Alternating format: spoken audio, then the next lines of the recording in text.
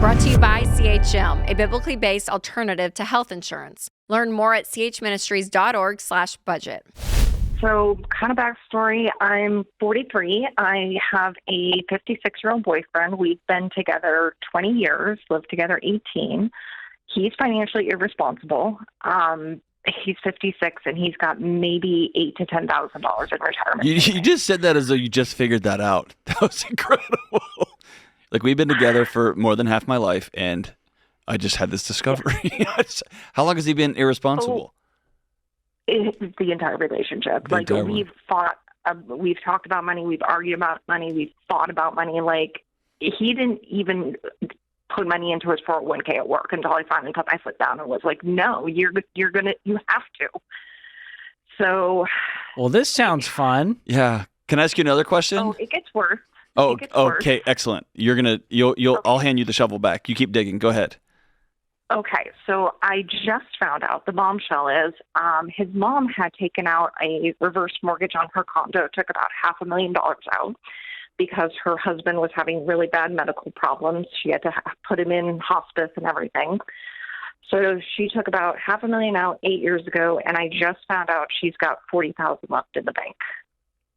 What does that have to do with you? Because he's looking at me and saying, we're going to have to bail my mom out. And I'm looking at him like, you can't even afford to retire. What do you mean? Yeah. No. How entwined are your finances with his?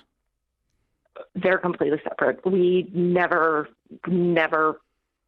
We don't even have a shared bank account.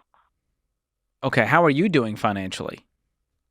I wish it was better. I have about $45,000 in savings, about $8,000 in checking. I've put money into a 401k at every single job. So, do you have any debt? I'm not. No, but I'm driving a 15-year-old car that's got 220,000 miles on it. So probably going to need a new car in the next couple of years. Okay. Go ahead, George. No, I'm just kind of getting a lay of the land. So you're completely debt free, savings in the bank. You've been investing for a while. And it sounds like you're fed up with him.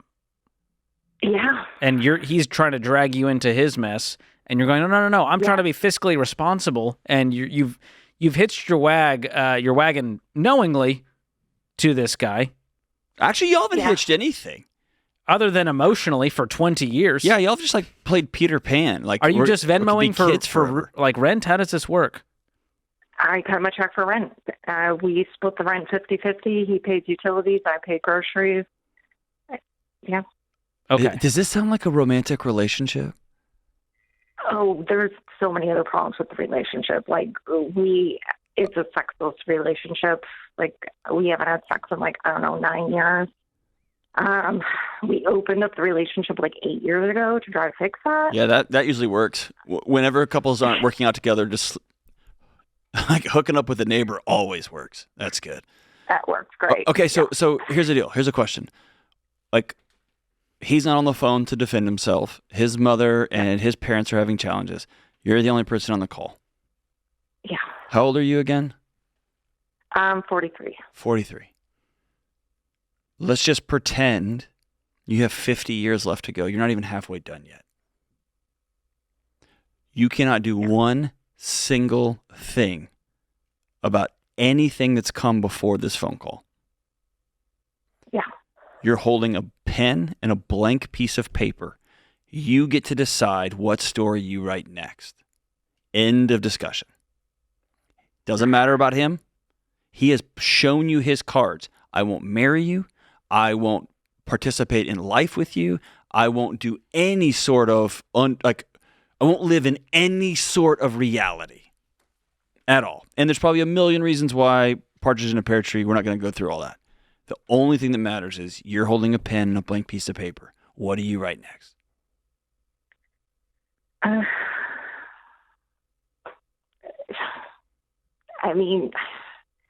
Here's the deal.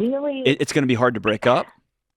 It's going to be hard to, you're going to have the sunk cost fallacy. Like, I've already given 20 years and I might as well just have another 50 miserable years. So when I die, I've got 70 miserable. You can do that. And you can also stay in this thing. That's going to be hard. The only options you have is a hard choice. Choose your heart. Yeah. I mean, I honestly, like, not even a year ago, I was like pricing out what it would cost to like get my own Hey, hold house on. and get my own Hold flat. on. I don't care about a year ago. I care about right now. A year ago's past. Yeah. I just have so much guilt, which is why I haven't left, because I know if I leave, he's financially screwed. He's a He doesn't grown have man that who's money made to do- choices for 20 years, for 50 years. Yeah. Not 50, for about 40 years. He's made choices. Yeah. I mean, yeah. I mean, I want out. I've wanted out. I had to come to Jesus talk with him 6 months ago, and I told him I'm not happy in this None of those relationship, talks and matter. he was shocked. None of those talks matter. Yeah. They don't matter. You've had those for years and years and years and years. You had one when you decided to sleep with other people because you thought that would fix it. You had those when you were like, when are you going to marry me? And he's like, oh, you know. And you've had those and had those and had those and had those. They don't matter. It doesn't work. Of course he was shocked, by the way. He's got a great setup. Yeah, he is. He's got a sugar mama that's going to take care of him. He doesn't have to worry about anything. And by the way, his family doesn't even have to worry about anything. You'll just fix it. You always have. Yeah. So what's the real reason you're calling today, Sarah? Did you want permission from us? Did you want us to acknowledge that this is crazy? It is, yeah, kind of. And I'm just like, I'm overwhelmed. I'm like, I don't even know what to do. Do you have any girlfriends in your community that you can just go sit down and just unload on? Just say, hey, I need you just to buckle up because I got a story for you. I don't know what to do. Yeah. Okay, you need to do that. I'm not going to be on the hook for telling you need to leave this guy. That's your choice. You're a grown woman. Yeah. I'm going to tell you the situation is profoundly unhealthy for everybody involved. And it's not your burden to bear. I know it feels like that. People are going to be mad at you and say, you were supposed to be there for me, but this isn't your mess. Y'all have been roommates for years, and roommates move out. Yeah. And roommates choose to stay. You get to choose, but I just want you to take 100% ownership, not of all the things we should have said and didn't do. And what am I going to do next? And whatever you decide to write is going to be hard. Yeah. You're going to have to choose guilt over resentment. And there's a lot of resentment that's built up over 20 years of you carrying the load. Yeah. And it might be time to switch over and try the guilt lever and go, I feel bad. This sucks, but it's better than letting this poison eat me from the inside out. But I want you to sit down with a friend, maybe a local counselor, and just get all of this stuff out, because I want you to go towards something. I want you to go to somebody who cares about you, a new job, new relationship, a new safe place to live. I want you to go towards something. Don't just run into the night screaming, because you're going to end up right back in the same situation. Hang on the line, Sarah. I'm going to send you Dr. John's book, Own Your Past, Change Your Future, to help walk you through this. CHM isn't health insurance. It's a health cost-sharing ministry. Check it out for yourself at chministries.org/budget.